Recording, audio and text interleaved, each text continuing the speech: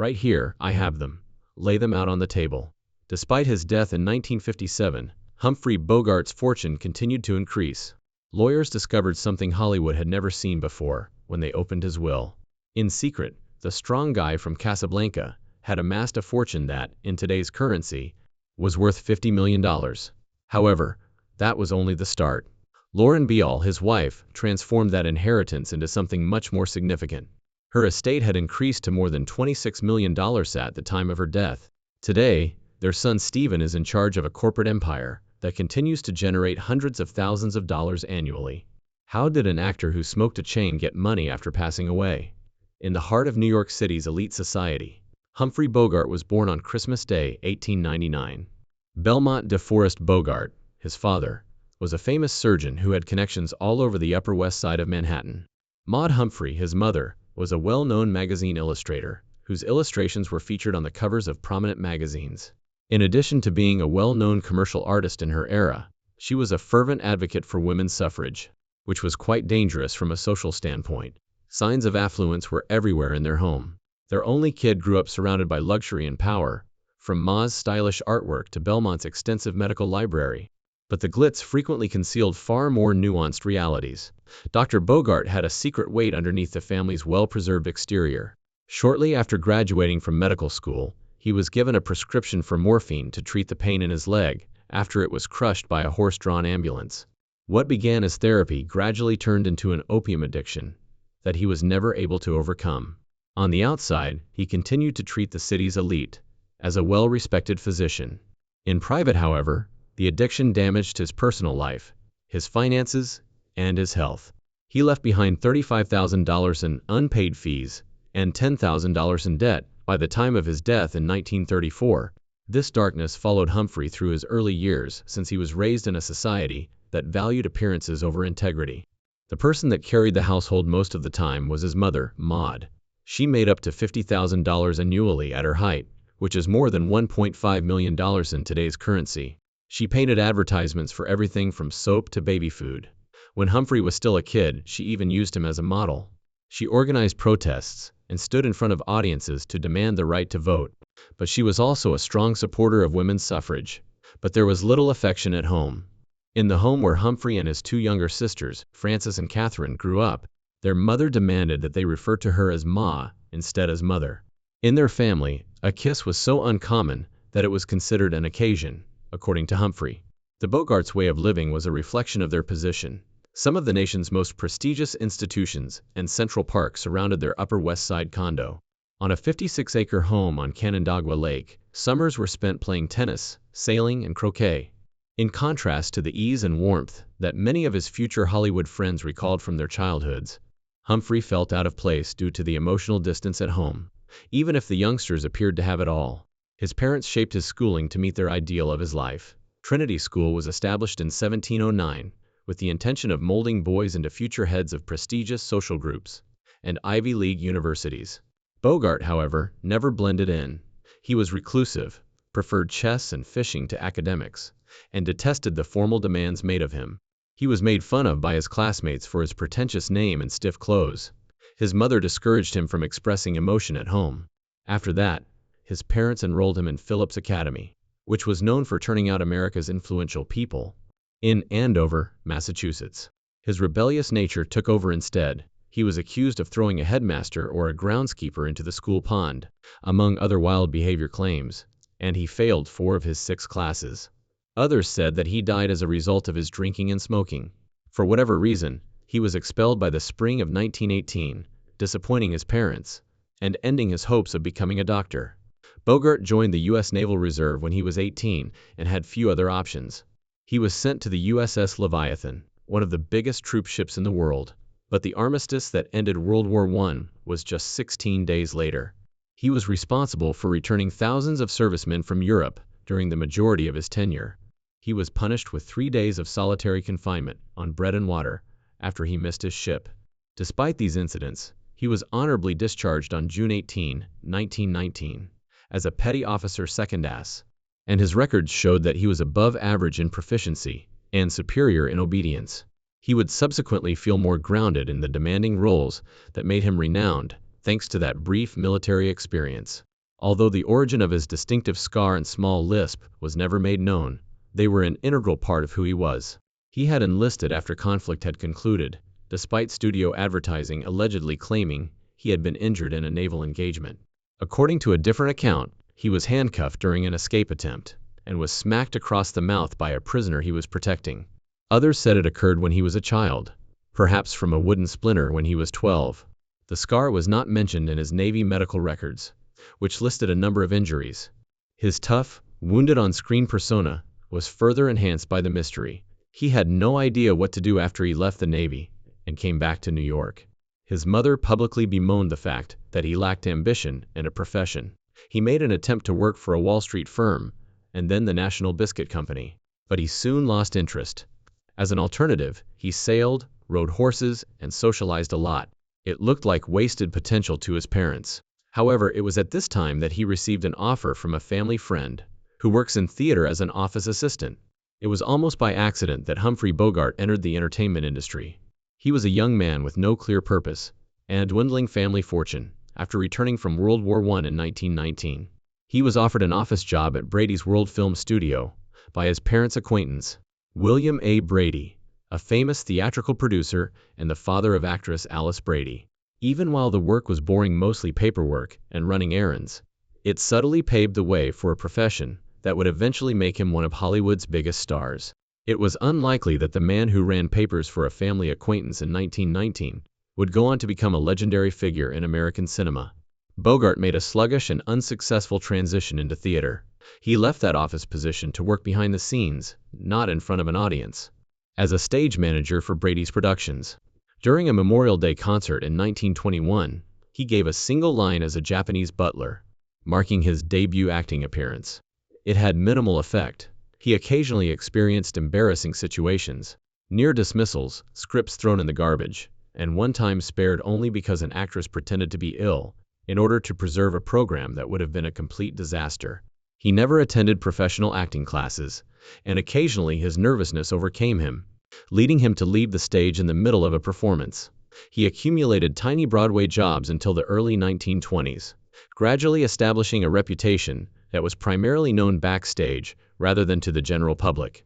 Bogart rose to fame on Broadway by the middle of the 1920s, albeit not for serious parts. He frequently portrayed affluent young playboys in light comedies instead. Wearing flannel and appearing extremely wealthy, he was frequently stereotyped in shallow roles. Later on, he remembered being referred to as White Pants Willie, the person that producers used for pointless social scenes. According to legend, he cleared the stage first by using the line tennis technique. It is still up for debate, though, if it is accurate. Bogart acknowledged that the parts were uninteresting, not much more than looking the part and carrying a racket. He was dealt a severe setback in 1922, when renowned critic Alexander Woollcott criticized one of his performances and deemed him unsatisfactory. That one word, coming from one of Broadway's most influential voices, almost put a stop to his career before it had even started. He was only 23 years old when he was given a label that might have permanently barred him from performing. Decades later, the American Film Institute would name the guy who once bore that stinging review the greatest male star in American cinema. In 1929, Fox Film Corporation contracted him for $750 per week, or almost $12,000 in today's currency, marking his first foray into the film industry. He starred in movies such as Up the River 1930, A Devil with Women 1930, A Holy Terror 1931, and Body and Soul 1931, between 1928 and 1934. None, however, made him famous. His sequences were even completely omitted from Women of All Nations 1931.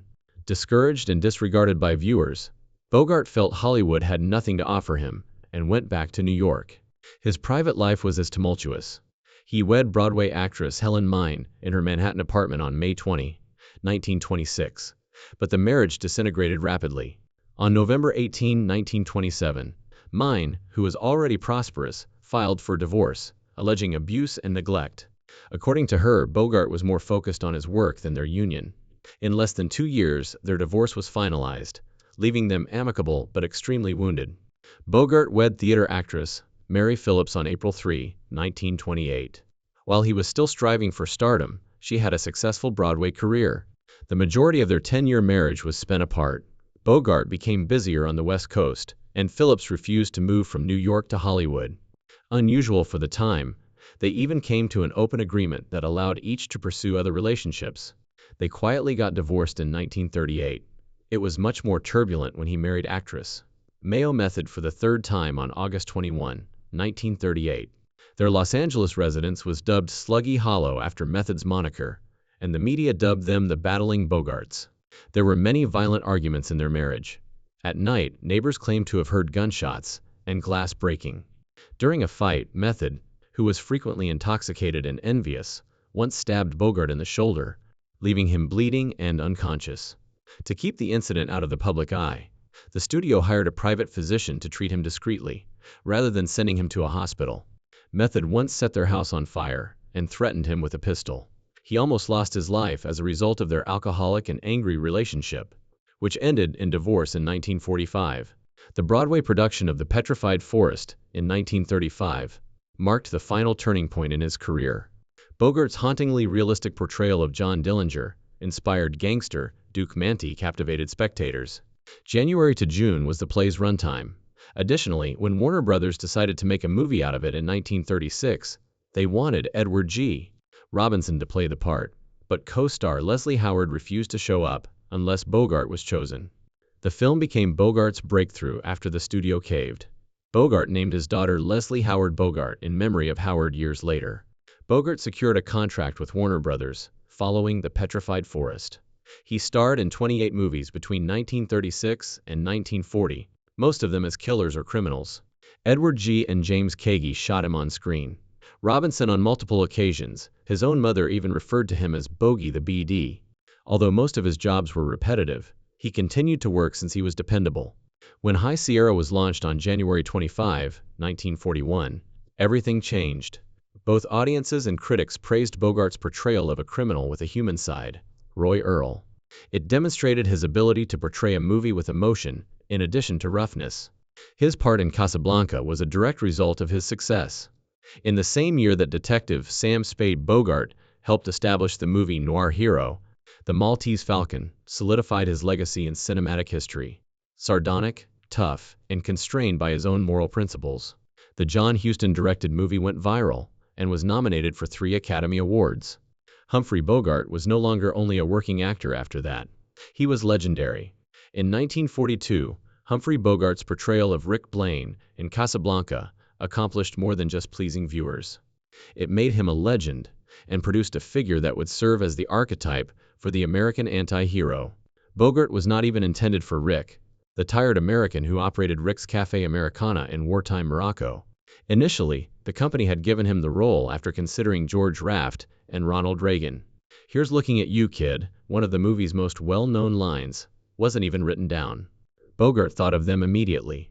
He was 43 years old at the time, about 10 years older than 27-year-old Ingrid Bergman.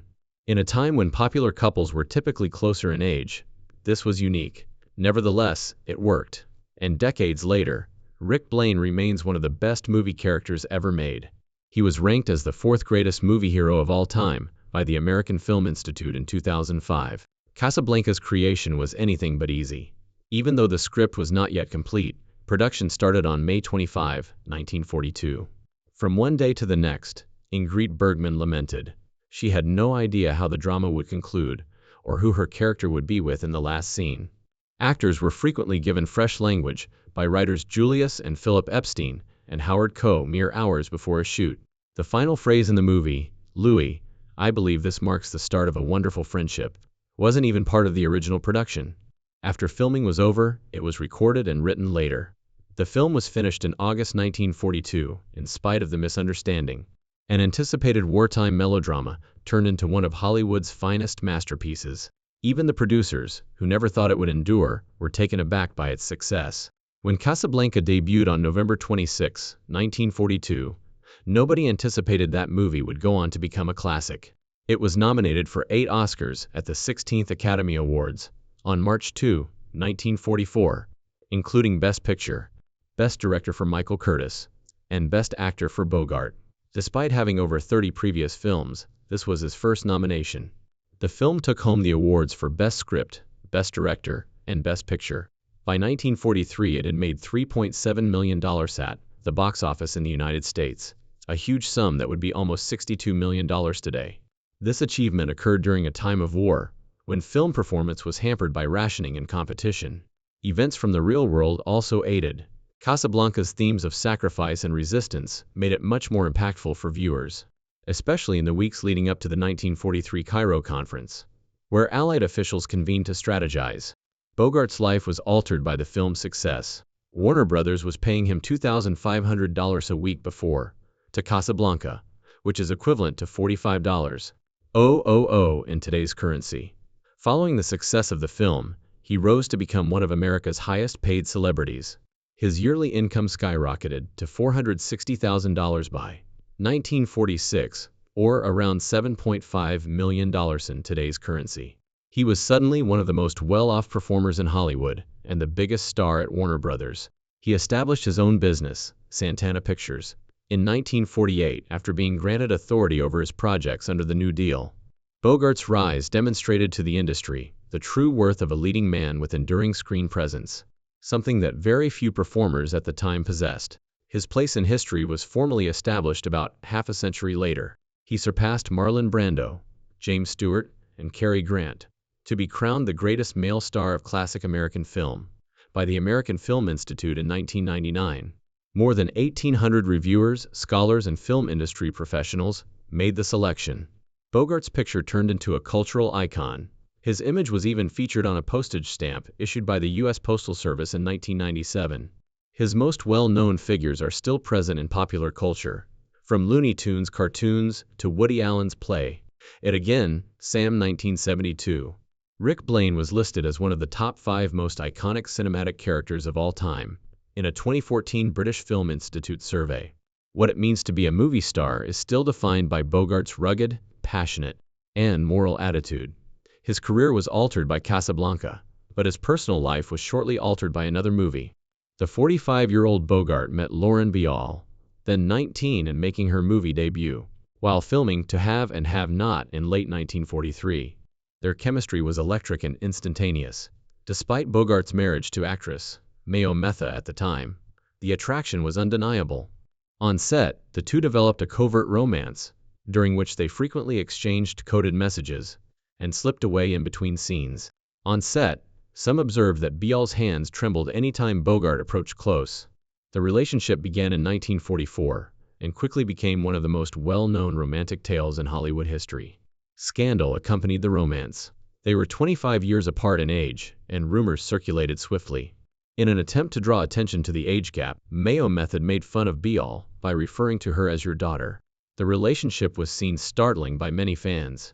The age difference, according to McCall herself, was one of the nicest things that ever occurred to her. Stories flooded the pages of gossip columns and critics. However, Bogart and Bacall's relationship only got closer. In defiance of all expectations, their marriage endured for over 12 years until Bogart's passing, disproving those who had predicted it would collapse. The affair was not quietly accepted by My Method. As news of her husband's new lover spread, she, who was known for having a violent temper, slipped more into alcoholism and paranoia. She made so many calls to his hotel room that it made the main page. Her jealousy frequently turned into violence. She threatened Bogart with a revolver at a party in Hollywood, repeatedly lit their house on fire, and once stabbed him in the shoulder during an intoxicated altercation. They were known as the Battling Bogarts because of their fierce battles. She once tried to entice Bogart back by sending him a telegram threatening suicide. However, Bogart had reached his breaking point by 1944. In October 1944, he finally moved out, and the following February, he filed for divorce. The case was resolved in a timely manner. Method filed for divorce in Las Vegas on May 10, 1945, and it was granted an hour later. Bogart married Bacall on May 21, 1945, just 11 days later, at Louis Bramfield's Malabar Farm in Ohio. Even though there were only a few close friends at the wedding, it garnered national attention. Bacall was only 20 years of age. Together, they pledged to make their marriage last when Bogart was 45. Ball then acknowledged that Bogart thought it was the only way their love could last. Thus, she had consented to put her job second. Their on-screen collaboration was equally as potent as their off-screen romance. Between them, they starred in 4 iconic movies: Their chemistry was initially made clear in 1944's To Have and Have Not. Raymond Chandler's hard-boiled characters came to life in The Big Sleep 1946, with incisive speech and compelling passion. Through Peril and Tension, McCall's role in Dark Passage 1947 demonstrated his concern for Bogart. The harsher tone of their 1948 film Cargo, their last collaboration, reflected the difficulties they had encountered in real life. Their on-screen chemistry is still regarded by critics as some of the most memorable in movie history, and audiences were unable to turn away. These four movies established the norm for Hollywood love stories and made their relationship into a legend. Almost no Hollywood star dared to accomplish what Humphrey Bogart did in 1948. He founded his own film studio, Santa Productions, after leaving the influential studio system. He named it after his beloved 55-foot sailboat, the Santana. It was more than just business for Bogart. He desired artistic and financial control over the movies he produced. Between 1949 and 1953, Warner Brothers released a number of outstanding noir films, such as Beat the Devil and In a Lonely Place, after years of feeling constrained. Despite all of his star power, some of these would go on to become cult classics. Due to the film's poor financial performance, Bogart was ultimately compelled to sell the business. Nevertheless, his audacious choice left a lasting impression on Hollywood, inspiring performers like Henry Fonda and James Stewart to call for greater autonomy in their own careers. In 1949, a year later, Bogart made an industry-shocking acquisition. For $160,000, or around $2.79 million in today's currency, he purchased a magnificent white brick mansion in Holy Hills. The house swiftly gained notoriety as the original Rat Pack's meeting place. Its halls are filled with laughter, music, and endless drinks, thanks to celebrities like Judy Garland, Frank Sinatra, and David Nann. The wild and memorable parties that Bogart and his wife Lauren Bacall hosted there were well known. It was more than just a house. It served as the focal point of their social environment. Before Ball sold it to producer Ray Stark in 1957, Bogart also breathed his last breath there. The mansion retains the essence of Hollywood's golden age, despite modifications. Bogart's passion for the water was as intense as his passion for movies. He purchased the Santana from fellow performer Dick Powell in 1945. He cruised the California coast almost every weekend, around 30 times a year, frequently going around Catalina Island. He found serenity and an escape from his on-screen personas while sailing. Bogart donated the Santana to patrol the coastline during World War II and joined the Coast Guard Temporary Reserve despite being too old for battle. A scale model of the yacht was on display at his burial when he passed away in 1957, serving as a reminder of the independence he consistently pursued outside of Hollywood. Bogart, however, was never one to keep quiet about issues outside of the screen. He and Bacall boarded a plane to Washington in October 1947 with over 20 other Hollywood celebrities. As the Cold War stoked anxiety throughout the country, the Committee for the First Amendment was their name. They wanted to express their disapproval of the House Un-American activities, committee's investigation of suspected communists in Hollywood. Bogart made news all over the world when he told reporters, "This has nothing to do with communism. It's none of my business who's a communist and who isn't." Studios, government representatives, and even his own agents, who were worried about his career, put a lot of pressure on him as a result of the protest. The Stand established him as a renegade and a champion of free speech, even though he ultimately altered his position under duress. Bogart finally received the attention he had long deserved in 1952. He won the Oscar for Best Actor at the 24th Academy Awards for his performance in The African Queen. He had been an actor for over 20 years and was 52 years old. Frederick March in Death of a Salesman and Marlon Brando in Desire, a Streetcar, were among his rivals. Bogart won, but many predicted Brando would win. Under harsh circumstances, the movie was filmed in the Congo. Bogart quipped that he survived on baked beans, tinned asparagus, and Scotch whiskey, while the cast and crew suffered from diarrhea and malaria. His career's high point was playing the gritty riverboat captain Charlie Alnut, and the honor cemented his status as one of Hollywood's greatest actors. Bogart had featured in The Treasure of the Sierra Madre a few years prior, in 1948. With a $3 million budget, the movie was a big risk. Jack Warner, the head of the studio, even asked why Bogart's character had to die before the film's conclusion. John Huston, the director, persisted, and the risk paid off. The film made $4.6 million in its first year and took home 3 Oscars, including Best Supporting Actor for Houston's father, Walter Houston, and Best Director and Screenplay for Houston. The Oscars were won by a father and son for the same movie for the first time. One of the best depictions of greed and paranoia in film is Bogart's terrifying performance as a man driven insane by gold. It even served as inspiration for Breaking Bad decades later. Despite having throat cancer by 1954, Bogart provided one of his most memorable performances during the Caine Mutiny, portraying Captain Queeg, a naval commander who is obsessed and paranoid. Few people have ever witnessed Bogart's unadulterated vulnerability before. During the courtroom scenes, his anxious fiddling with steel balls became a national icon. He received his final Oscar nomination for the part. Filming was difficult because the disease was already spreading, his voice was weak, and his motions were stiff. Critics, however, praised it as possibly his most nuanced role, a melancholic farewell to the tough guy persona he had developed. Bogart realized his time was running out in 1955. He was continuously coughing and had lost weight, but he was determined to keep working. He planned additional films with Bial after selling his Santana Productions investment for more than $1 million. Bogart wanted to go back on set even after undergoing extensive surgery in March 1956 that removed a rib, 2 lymph nodes, and his esophagus.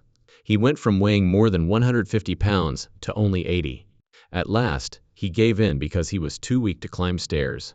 His final public appearances in 1956 were characterized as devastating by friends. On January 14, 1957, Sinatra and Katharine Hepburn had to assist him in standing up during a Rat Pack meal. At the age of 57, Humphrey Bogart passed away in his home in the Holmby Hills. He was a victim of decades of heavy drinking and chain smoking. 2 procedures were performed, but the cancer had progressed too far. In his last days, friends like Hepburn and Sinatra were present. The golden period of cinema noir came to a close with his passing, capping a career that included more than 75 films and 4 Academy Award nominations. Bogart left behind a $5 million estate at the time of his death, which is currently worth over $50 million. In addition to his performing, the money came via smart contracts that guaranteed royalties from his movies and the use of his image. The future of his family was built on this fortune. The estate expanded throughout time with the help of licensing agreements and retail sales. For a single product line, some contracts alone generated over $5 million in revenue. After his passing, the estate was expertly handled by Lauren Bacall. She continued her acting career while preserving Bogart's reputation, building on what he left behind. Her estate, which included around $10 million from her Manhattan apartment, was valued at $26.6 million. When she passed away in 2014, she made sure nothing was missed by leaving thorough instructions for her kids, dogs, and lifelong employees. Later, their son Stephen Bogart transformed the Bogart name into a successful contemporary company. He is in charge of accepting over 75% of requests for licensing his father's picture, and continues to bring in hundreds of thousands of dollars annually through advertising, retail, and unique collaborations. Hell, he's on a stamp. That ain't bad, he once said. Humphrey Bogart's name is still significant even 70 years after his passing. His estate still makes hundreds of thousands of dollars a year, and his portrait can be seen on anything from whiskey labels to t-shirts. In addition to leaving a long legacy in film, the man who disobeyed Hollywood studios and forged his own way also left his family with a substantial fortune, demonstrating that Bogey is still regarded as one of Hollywood's